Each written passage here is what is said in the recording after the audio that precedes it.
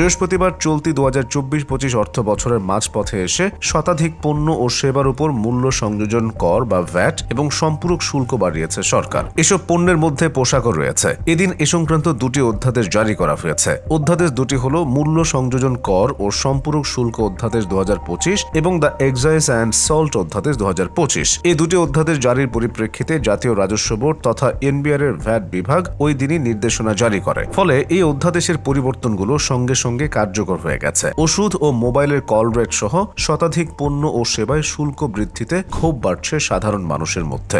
নিত্যপণ্যের বাড়তি দাম আর নতুন করের কারণে চাপে পড়ার শঙ্কা করছেন তারা। অর্থনীতিবিদরা বলছেন, সব শ্রেণীর মানুষের ওপরই প্রভাব ফেলবে সরকারের এমন সিদ্ধান্ত। ব্যবসায়ীদের রেস্টুরেন্ট বন্ধের হুঁশিয়ারির কয়েক ঘন্টা পরই ভ্যাট ও সম্পূরক শুল্ক আইনে ব্যাপক পরিবর্তন এনে অধ্যাদেশ জারি করে সরকার, যা এরই মধ্যে কার্যকর হয়েছে।